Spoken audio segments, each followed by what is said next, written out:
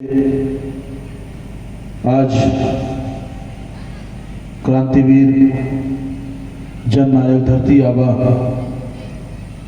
बिरसा मुंडा जी के शहादत दिवस पर उनको नमन करता हूं और उनका एक सपना अबुआ दिशीम अबुआ राज जो उनका सपना था उस सपनों को पूरा करने के लिए हम लोग भी अपनी संकल्पित होकर इस दिशा में आगे बढ़ रहे हैं। और इसके साथ ही आज इस प्रबोधन कार्यक्रम में गुमला जिला और अलग अलग जिलों से दूर दराज से आए हुए सभी सम्मानित अतिथिगणों का और यहाँ पर बैठे हुए सभी साथियों का जोहार, जय मूल्यवासी।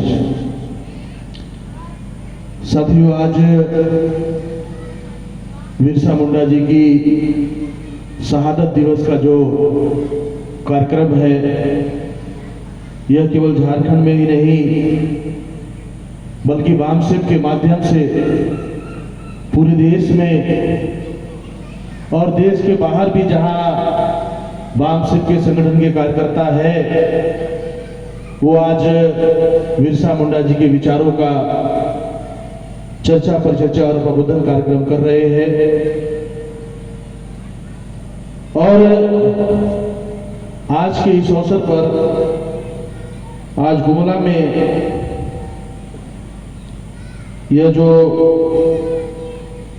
विषयवार जो है प्रबोधन कार्यक्रम रखा गया है, तो इस संदर्भ में ये बहुत सारी बातें हमारे पूर्व के वक्ताओं ने रखी है। तो ये जो विषय आपको स्पष्ट दिखाई दे रहे हैं, जिसमें पहला विषय है कि आदिवासियों को सरना धर्म कोड यानी धार्मिक पहचान न देना और धर्म परिवर्तित आदिवासी कोष्टक में ईसाइयों को डिलिस्टिंग कानून बनाकर अनुसूचित जनजाति से हटाना अर्थात सारे आदिवासियों को संवैधानिक अधिकार से वंचित करना एक ब्राह्मणी षड्यंत्र है। इसके साथ दूसरा विषय है शासक जातियों के द्वारा ओबीसी का जातीय जनगणना न करना, उनके संवैधानिक अधिकार से वंचित करने का षड्यंत्र एक मंथन। इसी के साथ तीसरा विषय क्लब किया हुआ है कि एसटी, एससी, ओबीसी और माइनॉरिटी सभी को एक दूसरे के साथ सहयोग समर्थन लिए और दिए बगैर कोई भी समस्याओं का समाधान करना संभव नहीं है, एक गंभीर चर्चा। इसके साथ चौथा विषय है पांचवी अनुसूचित क्षेत्र और अपने पारंपरिक स्वशासन व्यवस्था पाड़ा व्यवस्था को न समझना अपने हाथ से अपने पैर को काटने के बराबर है, एक गंभीर चर्चा। और इसके साथ पांचवा विषय है सामाजिक, ऐतिहासिक और संवैधानिक जन जागृति गांव-गांव में किए बगैर कोई भी परिवर्तन संभव नहीं है, एक विश्लेषण।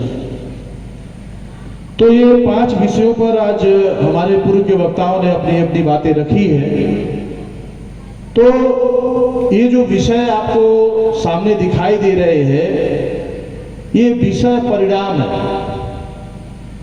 कोई भी समस्या होती है तो समस्या का कारण होता है और उसका परिणाम होता है।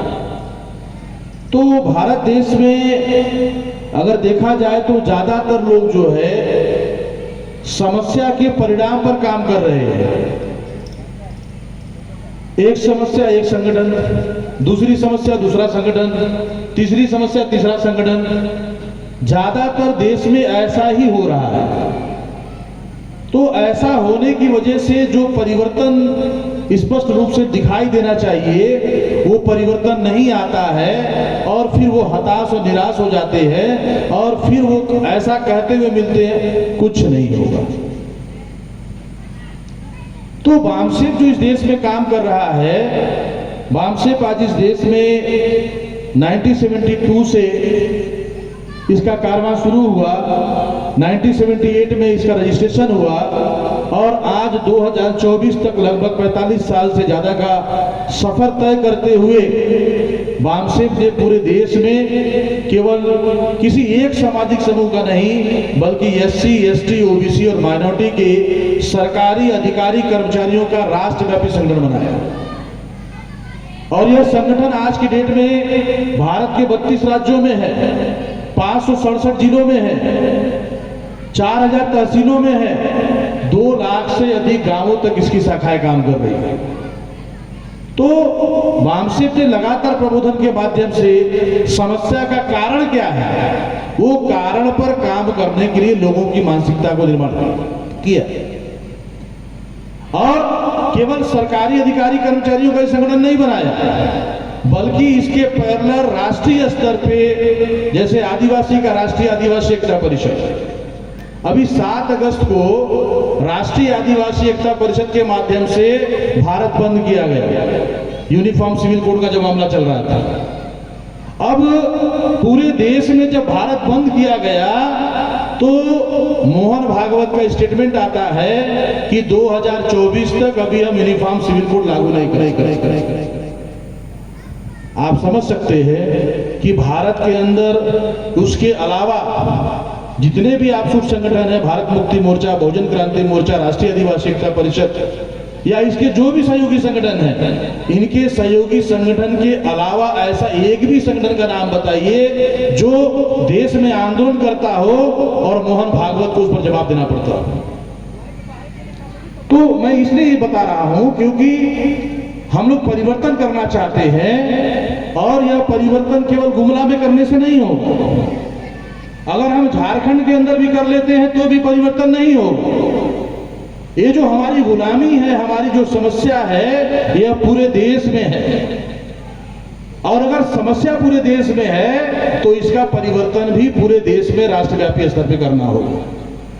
लेकिन ज्यादातर क्या होता है, हम जिले में संगठन बनाते हैं, ब्लॉक में संगठन बनाते हैं और ऐसी आशा और उम्मीद करते हैं कि परिवर्तन हो जाएगा।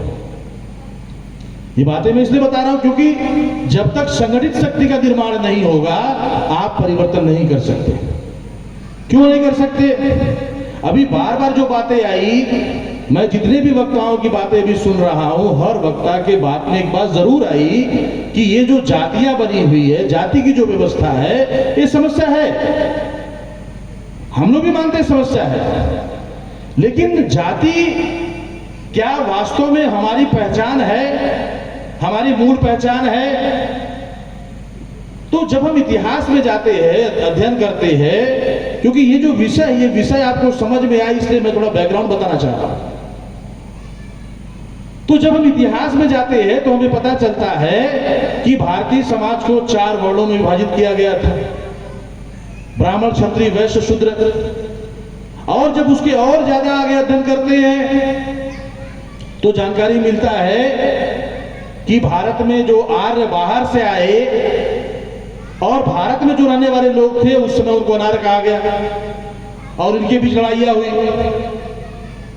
और जब हम सभ्यताओं का अध्ययन करते हैं, जैसा कि हमारे विनोद भगत जी कह रहे थे, संजीव भगत जी, जब सभ्यताओं की बात करते हैं, आप झारखंड में ही घूमिए, आपको बहुत जगह लिखा हुआ बोर्ड मिलेगा, ये नागवंशी लोगों का भग्नावशेष है या उसका अवशेष है, ऐसा बहुत जगह बोर्ड लगा हुआ मिलेगा आपको।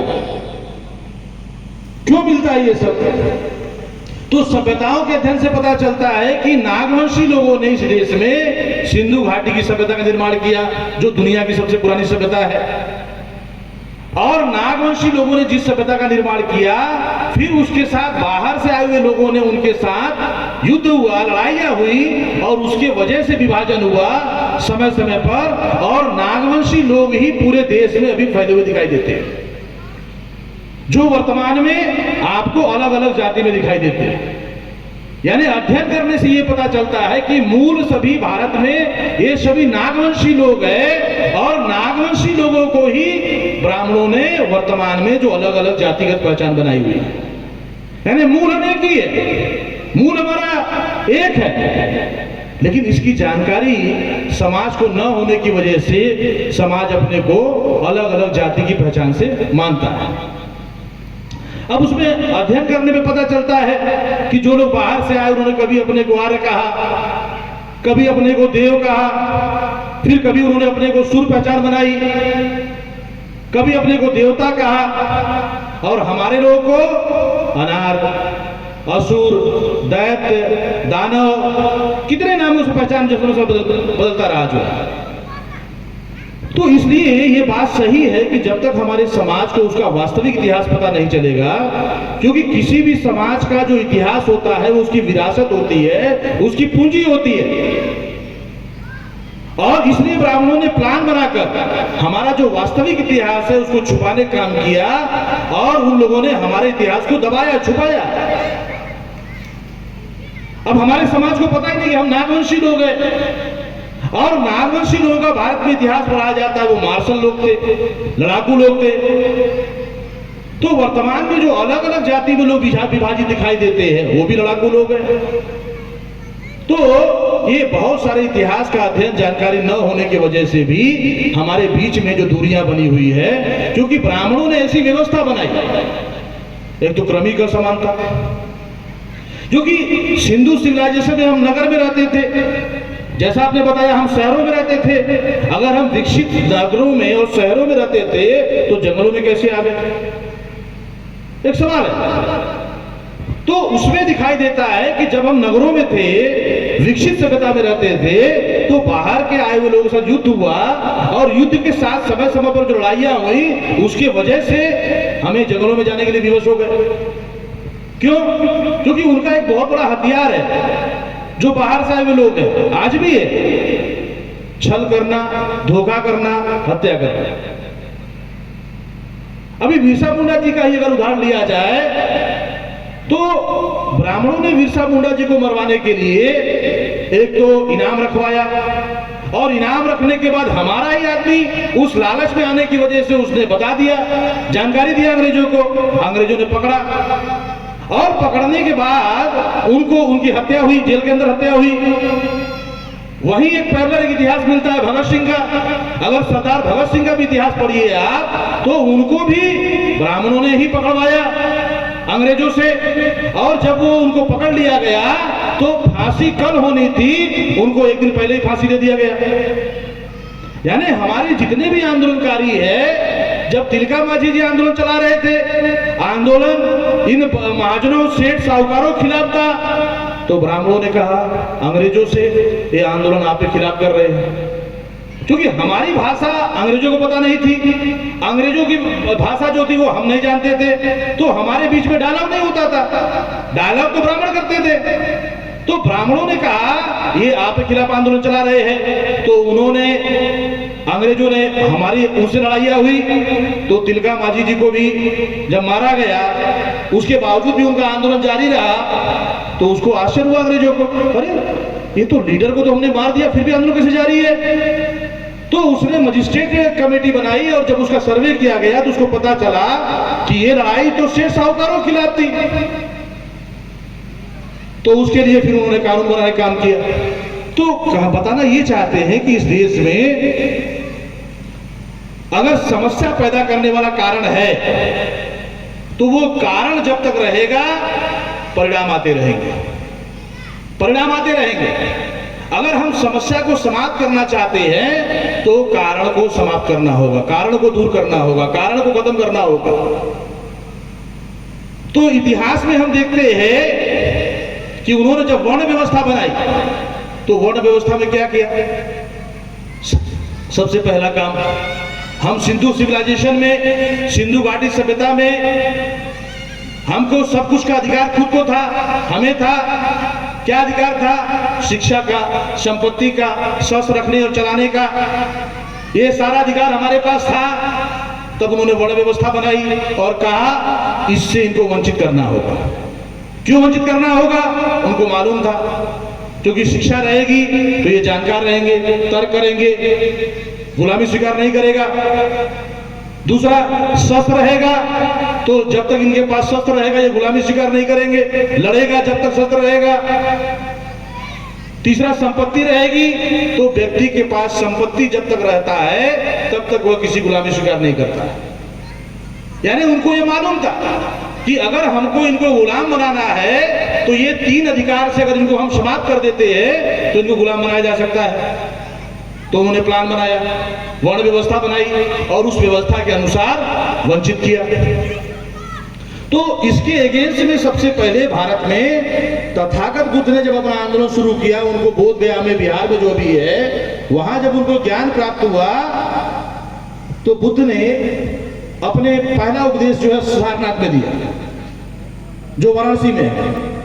तो बुद्ध ने वहां सबसे पहले ये बात कही कि मैंने इस जगत में भ्रमण किया और मुझे कहीं पर भी ऐसी कोई वस्तु नहीं मिली जो यह प्रमाणित करती हो कि इस जगत में ईश्वर नाम का भी कोई वस्तु है। यानी उन्होंने नकार दिया। दूसरा क्या कहा कि इस जगत में दुख है, इस जगत में दुख है, दुख का कारण है, कारण जब तक बना रहेगा दुख बना रहेगा। अगर दुख समाप्त करना चाहते हो, कारण को समाप्त करो, दुख दूर हो जाएगा। फिर बुद्ध को जब यह बात समझ में आई कि इस देश में ये जो गैर बराबरी की व्यवस्था है, जो ब्राह्मण लोग इस देश में पूरे देश में प्रचार प्रसार कर रहा है और खुद को ऊंच बताता है, बाकी सबको नीच बताता है, तो बुद्ध ने वहां पर भी उनको नकार दिया। और बुद्ध ने कहा कि जब कोई व्यक्ति पढ़ना चाहता है तो उसको पढ़ने से क्यों रोका जा रहा है? अगर वो सच रहना चाहता है तो उसे क्यों रोका जा रहा है? ये गलत है, ये गैर बराबरी की व्यवस्था है। और बुद्ध ने केवल 5 लोगों को साथ में लिया और उन 5 लोगों के साथ मिलकर ये परिवर्तन कार्य शुरू किया। और क्या दिखाई देता है कि सम्राट अशोक ने अपने समय में जब 84,000 बौद्ध स्तूप बनवाया, उस समय 117 देश बुद्धिस्ट कंट्री थे। सम्राट अशोक के समय में, उस समय ये बिहार, जो कि बिहार में ही झारखंड था, बिहार भी बुद्धिस्ट था। अगर बिहार भी बुद्धिस्ट था तो बाकी बुद्धिस्ट कैसे नहीं हो सकते? तो कहीं ना कहीं ये जो समानता दिखाई देती है कि हमारा जो इतिहास है, वो इतिहास हमको बताया नहीं गया, जानकारी दिया नहीं गया।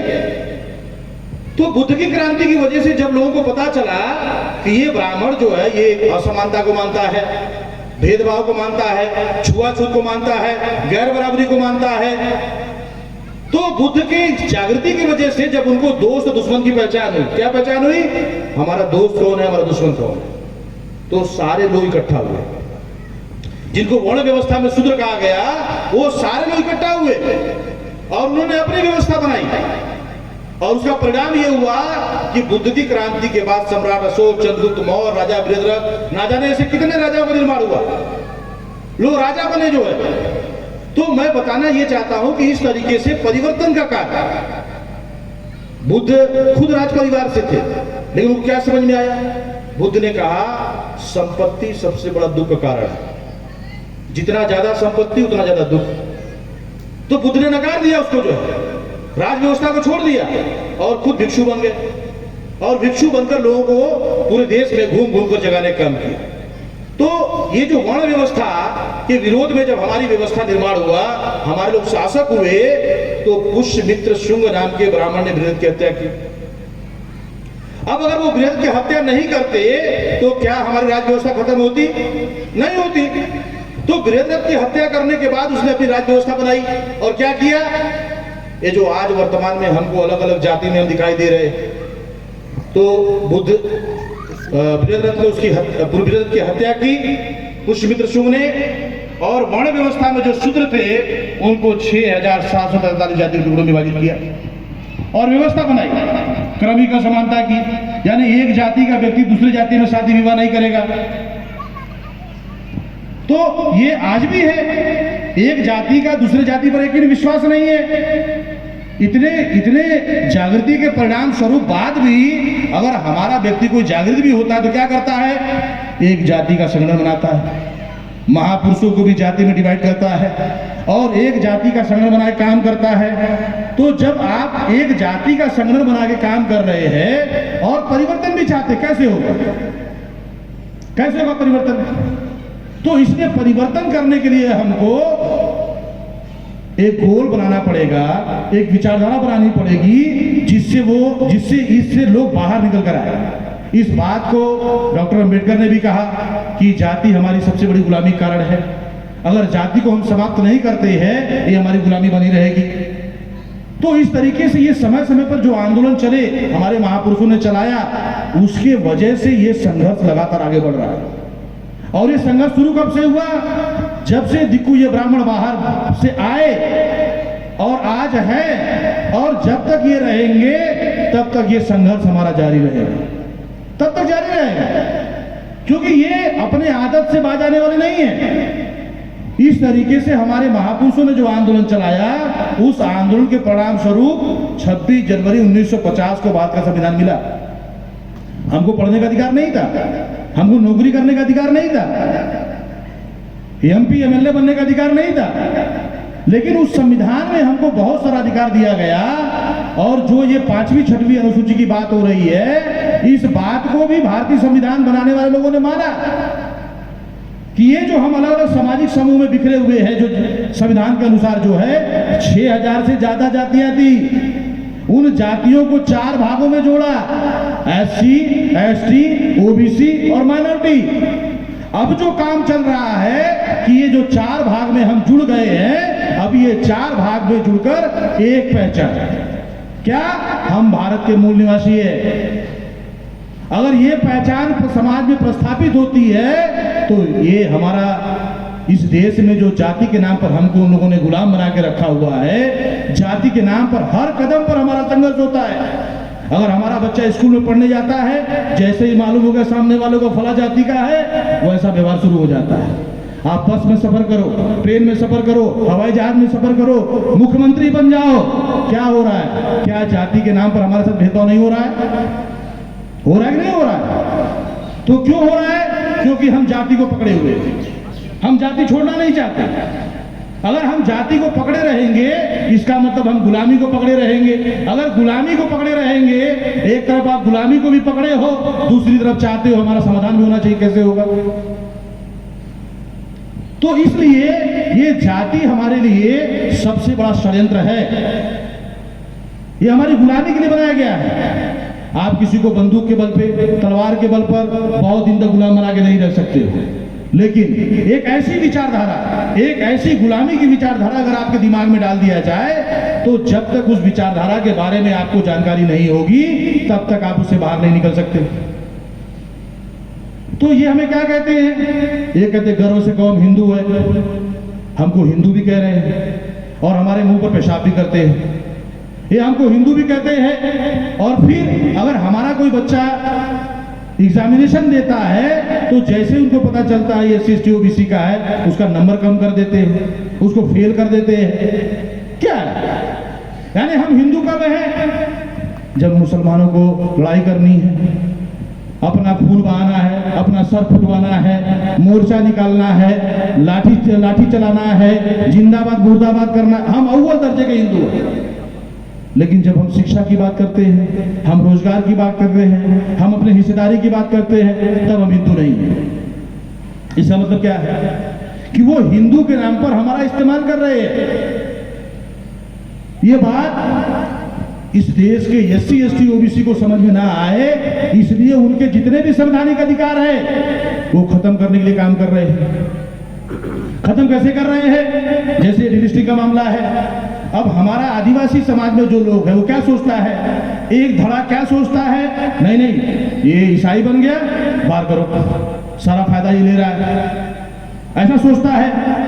अब सवाल खड़ा होता है, अगर डिलिस्टिंग लागू होता है तो उसका फायदा किसको होगा? फायदा किसको होगा? क्योंकि जब लिस्ट से बाहर किया जाएगा, मान लीजिए अभी ये आदिवासी एरिया है, अगर यहाँ पर आदिवासी की संख्या 100 है, 100 होने की वजह से इसको आदिवासी एरिया घोषित किया गया है। अब 100 में से 50 लोगों ने ईसाई बन गए, और अगर ब्राह्मण कह रहे हैं कि जो ईसाई बन गए हैं उनको लिस्ट से हटाया जाए, यानी वो आदिवासी नहीं है, लिस्ट से बाहर किया जाए, तो मान लो 100 में से आपने 50 निकाल दिया। अगर आपने 50 निकाल दिया, बचे 50, तो 50 लोग आदिवासी रहेंगे तो ये आदिवासी एरिया नहीं रहेगा, 100 रहेंगे तभी आदिवासी एरिया रहेगा। अब 50 आपने बाहर कर दिया, तो बाहर करने से संख्या हो गई 50। अब 50 होने की वजह से जो आदिवासी के नाम पर हमको अधिकार बहाल थे, जो हम आदिवासी के नाम पर हमको जो फैसिलिटी मिलती थी, अभी वो सारी फैसिलिटी खत्म। अब ये नॉन आदिवासी एरिया हो गया। जब ये नॉन आदिवासी एरिया हो गया तो आपके जल जंगल जमीन को टाटा खरीदेगा, अडानी खरीदेगा, अंबानी खरीदेगा, क्या कर लोगे? क्या कर लोगे? तो जिनको आपने लिस्ट से बाहर किया उनको भी कोई फायदा नहीं हुआ, और जो लोग लिस्ट में रह गए उनको भी कोई फायदा नहीं हुआ।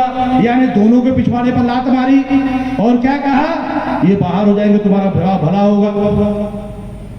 जैसे उदाहरण बताता हूं, अभी यूसीसी का जो कानून है, तो सबसे पहले यूसीसी का कानून आसाम में लागू किया गया। जब आसाम में लागू किया गया तो उस समय सीएनआरसी कानून जो है, जब सीएनआरसी कानून लागू किया गया तो उसमें 19,42,893 लोगों की लिस्ट बनाई गई। क्या लिस्ट बनाई गई? कि इनके पास कोई भी डॉक्यूमेंट नहीं है कि ये यहां के रहने वाले हैं, और ऐसा लिस्ट बनाया गया। और यह प्रचार किया गया बीजेपी के द्वारा कि यह मुसलमानों के विरोध में है, ऐसा प्रचार किया गया। तो हमारा आदमी क्या करता था, हाँ ठीक है ये तो मुसलमानों के विरोध में है, हमसे क्या लेना देना, वो समर्थन में खड़ा हो गया। और जब लिस्ट जारी हुआ तो 19,42,893 में से 14 लाख SC ST OBC के लोग थे। अगर यह मुसलमानों के विरोध में था तो 14 लाख SC ST OBC कहां से आ गए? इसका मतलब क्या है कि वो निशाना दिखाते हैं मुसलमानों की तरफ, और शिकार कौन होते हैं? SC ST OBC के लोग। तो ये हमको शिकार करने का एक कानून बना के रखा हुआ है। वो दिखा रहे हैं डिलिस्टिंग के नाम पर, वास्तव में जिनकी नजर है ये हमारे जल जंगल जमीन पहाड़ के नीचे जो 89 प्रकार की कीमती धातुएं हैं, सोना है, अभ्रक है, जिलेटिन है, हीरा है, लोहा है, कोयला है, ऐसे 89 प्रकार की जो धातुएं जमीन के अंदर है, वास्तव में उनकी नजर उस पर है। ये बात हमारे लोगों को समझ में नहीं आ रही है। वो हमारा विकास नहीं करना चाहते, वो जो हमारे जल जंगल जमीन पहाड़ के नीचे जो कीमती धातु है वो निकालना चाहते हैं। अब निकलेगा कैसे? जब तक आदिवासी उस एरिया में रहेगा निकल नहीं सकता। अगर वो आदिवासी एरिया है तो ग्राम सभा से मान्यता लेनी पड़ेगी, क्योंकि भारत के संविधान में 5वीं 6वीं अनुसूची के अनुसार ग्राम सभा को पावर है। ग्राम सभा के बगैर सहमति के कोई भी कार्रवाई वह सरकार नहीं कर सकती। अगर ग्राम सभा ने जो रेजोल्यूशन पास कर दिया तो हाई कोर्ट और सुप्रीम कोर्ट भी उसके सामने कुछ नहीं कर सकता। ये हमको पावर है, अधिकार है, इसकी जानकारी हमारे लोगों को नहीं है। इसलिए वो लोग जो है ये जो कीमती धातु है, अडानी अंबानी पूंजीपति लोग वहां से निकालना चाहते हैं और डिलिस्टिंग के नाम पर हमको आपस में लाना चाहते हैं। जैसे मुसलमानों के संदर्भ में उदाहरण है, मुसलमानों ने कहा कि मुसलमानों की जो महिलाएं हैं, ये जो 3 तलाक का मुद्दा है ये गलत है। अब 3 तलाक के नाम पर मुसलमानों को 2 भागों में बांट दिया। कुछ महिलाएं बीजेपी के समर्थन में, कुछ महिलाएं उनका जो धार्मिक जो संगठन है उसके समर्थन में। अब 2 भागों में बढ़ गए। तो बीजेपी वालों ने कहा अगर हमारी सरकार बनेगी तो ये कानून खत्म कर देंगे। तो इसी तरीके से उनका समर्थन लेकर सत्ता में चले गए। तो ये डिलिस्टिंग का जो कानून है, इसके पीछे जो रणनीति है वो इसके पीछे सरकार बनाने का मामला है, वोट लेने का मामला है, ये उसी पीछे षड्यंत्र है। तो इसलिए इन बातों को हमें समझना पड़ेगा कि ये डिलिस्टिंग का जो मुद्दा है, ये मुद्दा केवल और केवल हमको बेवकूफ बनाने के लिए आपस में लड़ाने की रणनीति पर काम चल रहा है। दूसरा इसमें सवाल जो ओबीसी की जनगणना का सवाल है। अब नरेंद्र मोदी को ओबीसी के नाम पर सरकार दिया गया कि ये ओबीसी का आदमी है, और जैसे वो 14 में प्रधानमंत्री बना तो प्रधानमंत्री बनते ही उसने सुप्रीम कोर्ट में एफिडेविट दिया मैं ओबीसी की जनगणना नहीं करूंगा। तो मेश्राम साहब ने एक बात कही कि अगर पागल से पागल आदमी भी हो और उसको कुल्हाड़ी दिया जाए और उससे कहा जाए अपने पैर पे मारो, तो पागल से पागल आदमी भी अपने पैर पर कुल्हाड़ी नहीं मारता। क्यों? पागल को भी पता होता है ये कुल्हाड़ी से अगर मैं अपना पैर काटूंगा दर्द होगा, तकलीफ होगा। अगर नरेंद्र मोदी ओबीसी का आदमी है तो ओबीसी का होने के बावजूद भी ओबीसी की गणना क्यों नहीं कर रहा है? अगर ओबीसी की जनगणना होता तो उसके आईएएस बनते, पीसीएस बनते, डॉक्टर बनते, इंजीनियर बनते, लेकिन वो नहीं कर रहा है। क्यों? क्योंकि नरेंद्र मोदी वास्तव में प्रधानमंत्री नहीं है। उसका जो रिमोट कंट्रोल है वो आरएसएस मोहन भागवत के पास में है। मोहन भागवत ब्राह्मण है, तो मोहन भागवत को क्या लगता है अगर ओबीसी की जातीय जनगणना हो गई तो पूरे देश में आंकड़े आएंगे। क्या आंकड़े आएंगे कि ब्राह्मणों की संख्या 3.5%, नौकरी में 80%, ब्राह्मणों की संख्या 3.5%, जमीनों पर 90% कब्जा है। यानी ये आंकड़े सरकारी आंकड़े आते, क्योंकि जब जनगणना होता है तो उसमें हर चीज पूछा जाता है। नौकरी में कितने हैं, जमीन कितना है, आपके पास गाड़ी कितने हैं, सब चीज पूछा जाता है। तो ये जो बड़े पैमाने पर ओबीसी को हिंदू के नाम पर ये गुमराह किए हुए है, अगर ये जाति आधारित जनगणना होती, जैसे बिहार में हुआ, बिहार में नीतीश कुमार ने जब जाति जनगणना किया और सुबह पेपर में सारे रिपोर्ट छप कराया कि कौन कौन सी जाति के कितने कितने वोट है, कितनी कितनी संख्या है, ये पेपर में छप के आया। तो जिन चौराहे चट्टी पर चाय की दुकान पर ब्राह्मण बैठ के कहता था नहीं नहीं वहां तो हमको लोकसभा की सीट मिलनी चाहिए, वहां तो हमको विधानसभा की सीट मिलनी चाहिए, उन लोगों ने चौराहे चट्टी पर बोलना बंद कर दिया। क्यों बंद कर दिया? वो चौराहे चट्टी पर एक रिक्शा चलाने वाला भी जाके चाय पीता था। तो अगर ब्राह्मण बोलता देखो हमको उस लोकसभा से इतनी हमको टिकट मिलने चाहिए, तो वो रिक्शा चलाने वाला भी बोलता ये पेपर देख रहे हो, ये पेपर में तुम्हारी संख्या कितनी मालूम है? 1%, हमारी संख्या 4% है, किसको टिकट मिलना चाहिए? तो एक रिक्शा चलाने वाला भी उसको जवाब देता है। तो उनको मालूम है कि अगर देश में जाति जनगणना हो गई तो फिर वो कहीं पर भी जवाब देने लायक नहीं रह जाएगा, और देश की न्यायपालिका, कार्यपालिका, विधायिका और मीडिया में उनको संख्या के अनुपात में हिस्सा देना पड़ेगा। इसलिए वो देना नहीं चाहते, और वो जब तक रहेंगे व्यवस्था में वो देंगे भी नहीं। इसके लिए हमको ही, हमारे लोगों को ही ताकत लगानी होगी। हमारी जो भी अधिकार है, जो भी लड़ाई है, उसके लिए हमको ही संगठित शक्ति का निर्माण करके लड़ाई लड़ना होगा। तीसरा इसमें विषय है जो स्वशासन व्यवस्था का। तो साथियों मैं एक बात कहना चाहता हूं आज के इस अवसर पर। बिरसा मुंडा जी ने कहा अबुआ दिशु बबुआ राज, यानी कि अगर देश हमारा है तो राज भी हमारा होना चाहिए। देश हमारा है तो राज भी हमारा होना चाहिए। लेकिन क्या पिछले 75 साल से इस देश में हमारा राज चल रहा है? राज तो कांग्रेस बीजेपी का चल रहा है। कांग्रेस जाती है, बीजेपी जाती है, बीजेपी जाती, कांग्रेस आती है। और अभी जो इस चुनाव की बात चल रही थी कि लोकतंत्र का महापर्व, तो भारत में तो लोकतंत्र है ही नहीं। न्यायपालिका में 99% जज ब्राह्मण हैं, ऊंची जाति के लोग हैं। विधायिका में कांग्रेस और बीजेपी दोनों को ब्राह्मणों ने नियंत्रित करता है। मीडिया में 100% ब्राह्मण शामिल है, सारे चीफ एडिटर ब्राह्मण है। जो तो न्यायपालिका, कार्यपालिका, विधायिका और मीडिया जो लोकतंत्र पर स्थापित करने का जो पिलर है, उन सारे पिलर पर आज के डेट में ब्राह्मणों का नियंत्रण है। अगर ब्राह्मणों का नियंत्रण है तो लोकतंत्र कहां है? 3.5% लोगों का कब्जा है तो लोकतंत्र कहां है? तो इस देश में लोकतंत्र नहीं है। अभी वर्तमान में इस देश में ब्राह्मण तंत्र स्थापित हो चुका है। होगा नहीं, हो चुका है। ब्राह्मण तंत्र स्थापित होने की वजह से अगर आप मुख्यमंत्री भी बना लेते हो, उसको भी जेल होती है। होती कि नहीं होती है? भारत के इतिहास में पहला ऐसा मुख्यमंत्री है जिसको मुख्यमंत्री रहते हुए जेल में डाला गया। दिल्ली में केजरीवाल मुख्यमंत्री था, तो केजरीवाल जेल में रहते हुए भी सरकार चलाया। और झारखंड में क्या कहा कांग्रेस ने? नहीं हेमंत जी आपको इस्तीफा देना पड़ेगा। बात समझ रहे हैं? तो कांग्रेस और बीजेपी ये दोनों मिलकर इस देश पे राज कर रही है। अभी नया ड्रामा लोगों ने क्या खेला? अभी वामन मेश्राम साहब ने पूरे देश में कहा है कि ईवीएम से धोखेबाजी होती है। तो ईवीएम को बचाने के लिए दोनों ने क्या सेटिंग किया? अभी ईवीएम से, चुनाव से बीजेपी को 240 सीटें मिली है, गठबंधन बना के 292 है।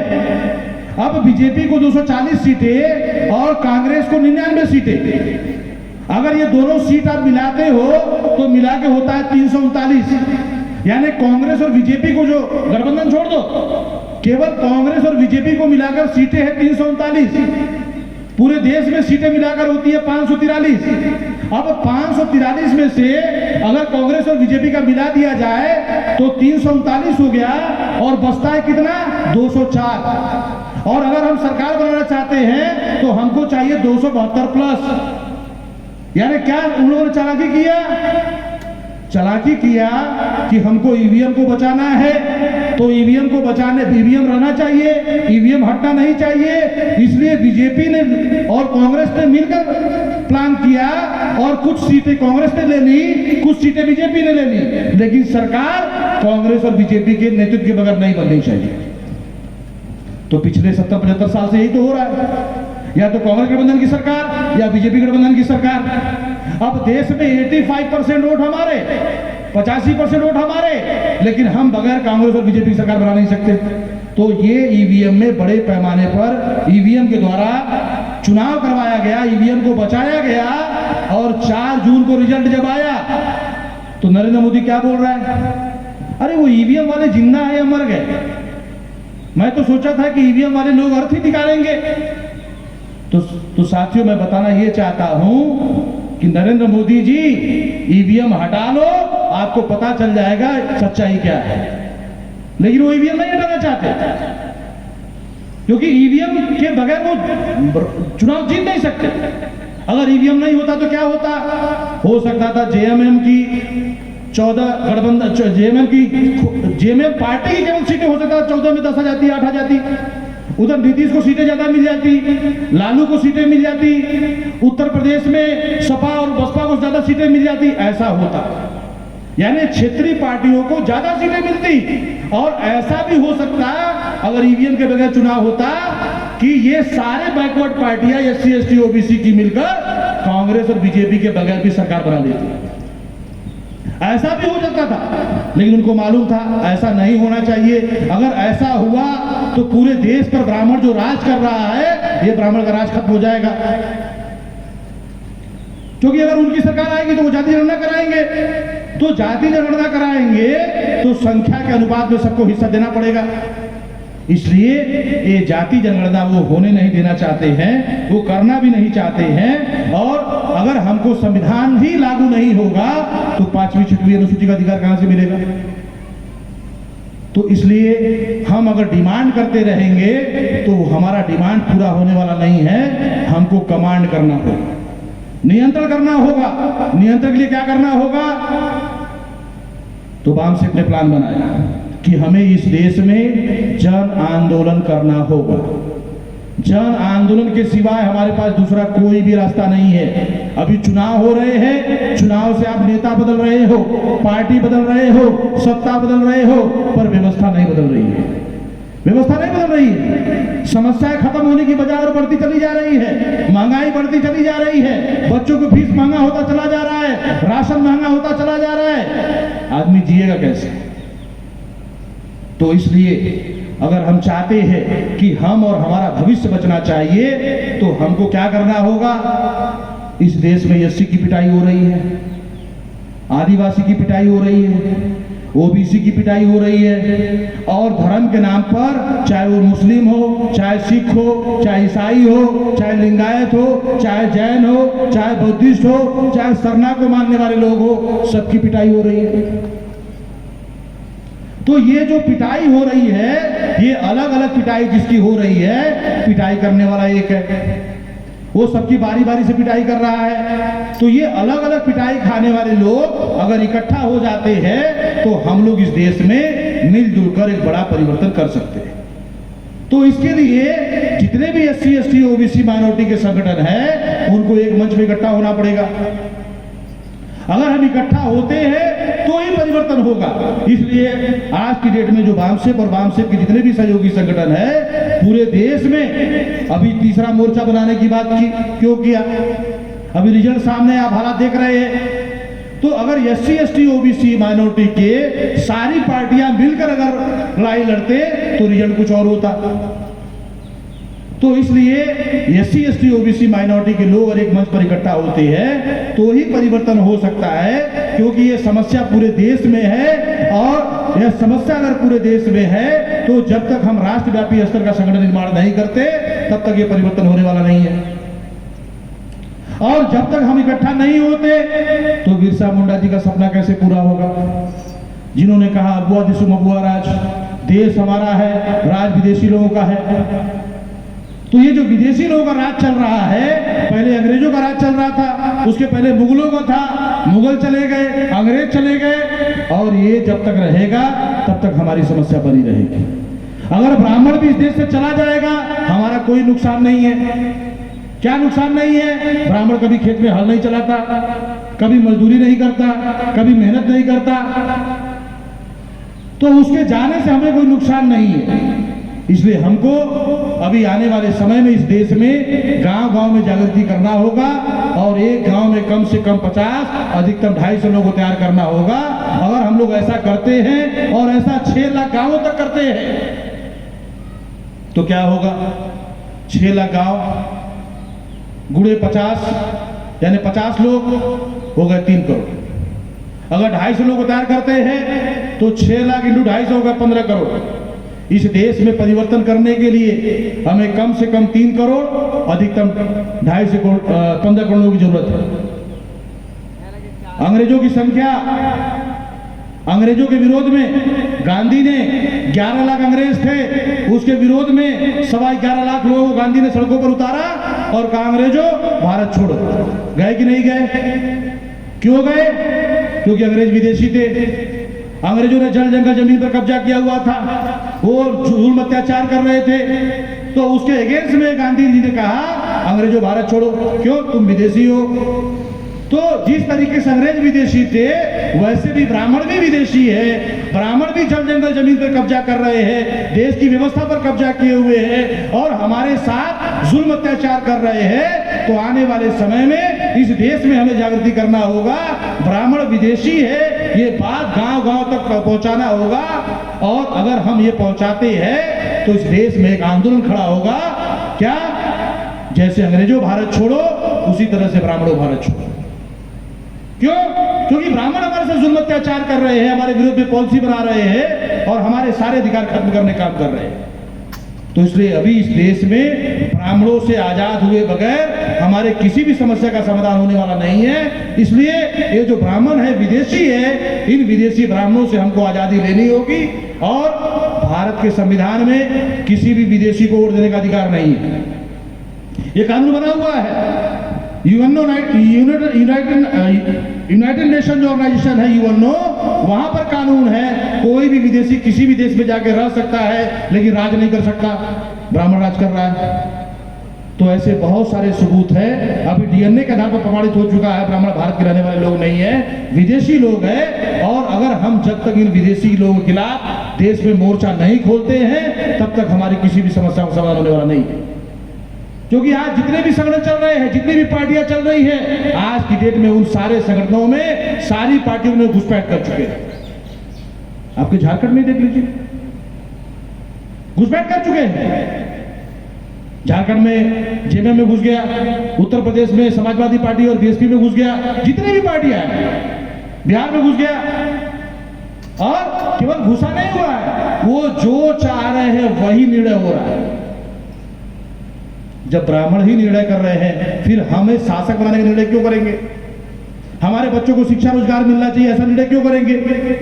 वो तो परीक्षा भी करवाते हैं, परीक्षा रद्द कर देते हैं, कहते हैं पेपर लीक हो गया। तो पेपर लीक करना उनका मकसद नहीं है। एससी एसटी ओबीसी के बच्चों को नौकरी नहीं मिलनी चाहिए, ये उनका मकसद है। उनके लोग जज नहीं बनने चाहिए, ये उनका मकसद है। इनके बच्चे डॉक्टर नहीं बनने चाहिए, ये उनका मकसद है। इस तरीके से वो हमको हर क्षेत्र में रोकने के लिए काम कर रहे हैं। तो इसके लिए अभी हम लोग के सामने सिवाय आंदोलन के कोई विकल्प नहीं है। इसलिए हम लोग को आंदोलन ही करना पड़ेगा, वरना उन लोगों ने इस देश में ऐसी ऐसी नीतियां बना रहे हैं। कैसी नीतियां बना रहे हैं?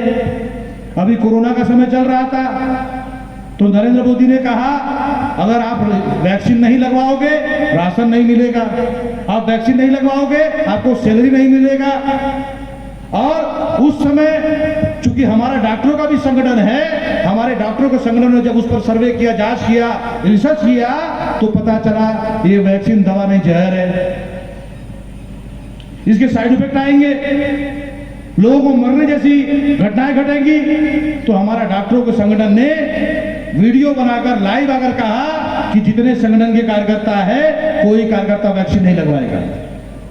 तो हमारे संगठन के जुड़े हुए जितने भी लोग थे, इधर संजय जी है, संजय जी भी इधर बहुत सारे लोगों को बुलाए बताए होंगे, लेकिन उस समय लोग क्या बोले होंगे, ये संजय पागल हो गया है, ऐसा बोले होंगे। लेकिन आज परिणाम क्या निकल के आ रहा है, आदमी चलते चलते गिर गया, खत्म हो गया, सोया है सोया ही रह गया, किसी का सिर दर्द हो रहा है, किसी को गैस बन रहा है, किसी का ब्रेन स्ट्रोक हो रहा है कि नहीं हो रहा है। तो साथियों, ब्राह्मण इस देश में क्या कर रहा है आप समझ सकते हैं। लाखों करोड़ों की जिंदगी संकट में है इस समय। जब वो लॉकडाउन किया, जो हॉस्पिटल गया वापस नहीं आया, लोगों ने कहा बॉडी खोलना नहीं है, बॉडी को पैक रहने दो। तो हमारे संगठन के आने जाने वाला एक आदमी ने क्या किया, बॉडी को खोला, क्योंकि वो तो मान नहीं रहा था कि इसमें कोरोना का कोई बीमारी है। जब बॉडी को खोला तो क्या देख रहा है, अरे इसकी तो किडनी गायब है, हल्ला किया। तो फिर बाद में पता चला कि कितने लोगों की किडनियां गायब हो गई। बॉडी गया आदमी का, बाहर औरत का बॉडी निकल गया है, ऐसा भी घटना है।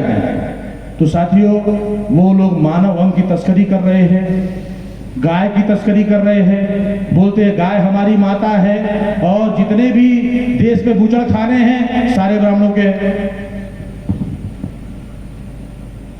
यानी जो ब्राह्मण कहता है उसकी बात को मत मानो, अगर उसकी बात को मानोगे संकट में जाओगे। जो कहता है उसका जस्ट उल्टा करो। इसलिए साथियों, ब्राह्मण इस देश में हिंदू के नाम पर अभी कह रहा है हिंदू राष्ट्र बनाएंगे, हिंदू राष्ट्र बनाने की बात कर रहा है।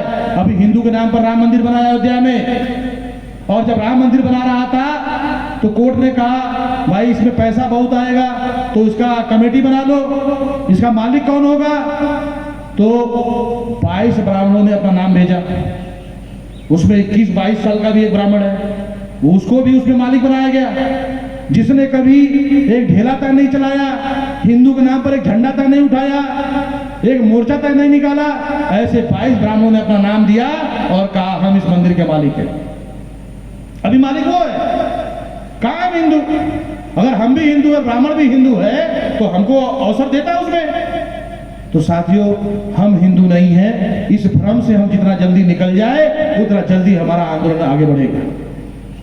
तो साथियों, बातें बहुत सी हैं, लेकिन अंत में एक बात और कहते हुए कि ये जो जागृति है, ये जागृति को हमको गांव-गांव बढ़ाना होगा, गांव-गांव तक लेकर जाना होगा। और आज की इस अवसर पर डॉक्टर अंबेडकर की भी एक बात कहते हुए मैं अपनी बातें खत्म करता हूं। डॉक्टर अंबेडकर ने जब सारे अधिकार दिए संविधान में, तो वो ऐसा मानते थे कि इनके पास एक रुपये पढ़ने का अधिकार नहीं था, 1 रुपए का सैलरी नहीं था, और जो अधिकार मैं दे रहा हूं इससे इनको पढ़ने का भी अधिकार मिलेगा, नौकरी भी मिलेगा, MP MLA भी बनेगा। तो क्या करेगा, अपने बुद्धि का, अपने पैसे का, अपने समय का, अपने हुनर का, अपने श्रम का 95% अपने परिवार को लगाएगा। लेकिन जिस समाज के वजह से उसको ये अधिकार मिला है, उसके लिए 5% योगदान देगा।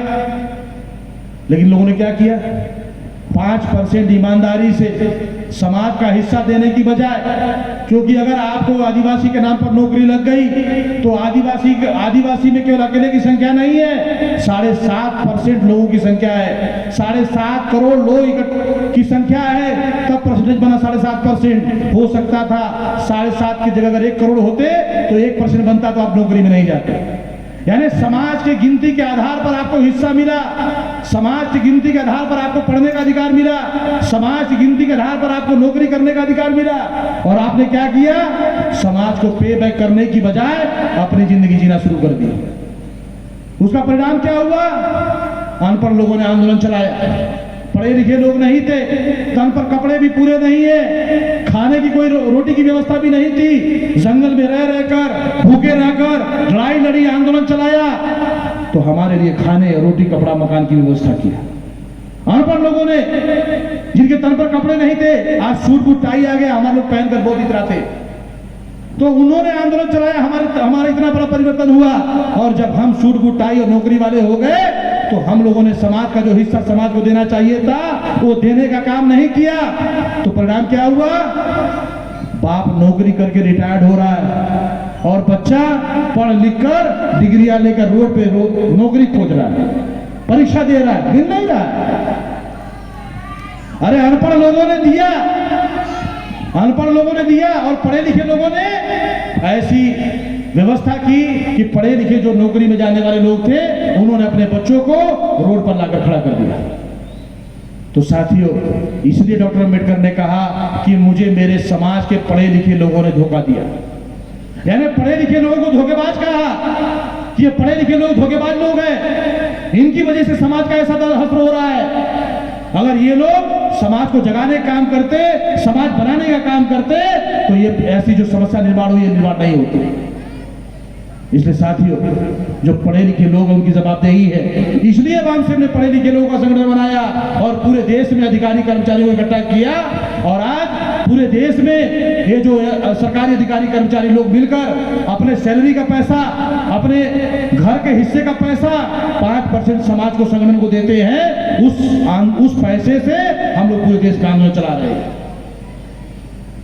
लगभग 32 करोड़ रुपया पूरे देश से एक साल में इकट्ठा होता है, समाज के लोग देते हैं। और वो 32 करोड़ रुपया हम लोग समाज पर जागृति पर खर्चा करते हैं, ये आंदोलन चलाने पर खर्चा करते हैं। अगर आज मोहन भागवत कहना पड़ रहा है नहीं, हमारा डीएनए आदिवासी का डीएनए एक है, हम आदिवासी के वंशज हैं, क्यों कहना पड़ रहा है? जिन मुसलमानों को कहता था ये मुसलमान बाहरी है, विदेशी है, इनको देश से निकाल देना चाहिए, इनका वोट का अधिकार खत्म कर देना चाहिए, वही मोहन भागवत के लोग जाकर मजारों पर चादर चढ़ा रहे हैं और कह रहे हैं हमारा डीएनए, इनका डीएनए एक है। कौन ऐसी ताकत है? वो इस देश में वामसेप ही ऐसी ताकत है जो इस देश में जो जागृति कर रही है। क्योंकि वामसेप किसी एक जाति का संगठन नहीं है, वामसेप किसी एक सामाजिक समूह का संगठन नहीं है, वामसेप इस देश के मूल निवासी लोगों का संगठन है। और वामसेप का जितना भी आउटसुट विंग है वो सभी आउटसुट विंग में एससी, एसटी, ओबीसी, माइनॉरिटी के लोग हैं, किसी एक सामाजिक समूह का संगठन नहीं है। इसलिए ब्राह्मण की फटती है, इसलिए मोहन भागवत की फटती है। लोग आरएसएस से डरते हैं। 6 अक्टूबर को भारत मुक्ति मोर्चा और बहुजन क्रांति मोर्चा के माध्यम से नागपुर में उसका हेडक्वार्टर है, हेडक्वार्टर पर हम लोगों ने मोर्चा निकाला। 1 लाख लोगों को पूरे देश से बुलाया था, 4.5 लाख लोग इकट्ठा हुए। मोहन भागवत को नागपुर छोड़कर भागना पड़ा। जो उस समय फडणवीस वहां का उप मुख्यमंत्री था, उसने आरएसएस का हेडक्वार्टर बंद करवाया। बंद करो, ये लाखों लोग आए हैं, कभी भी घुस सकते हैं।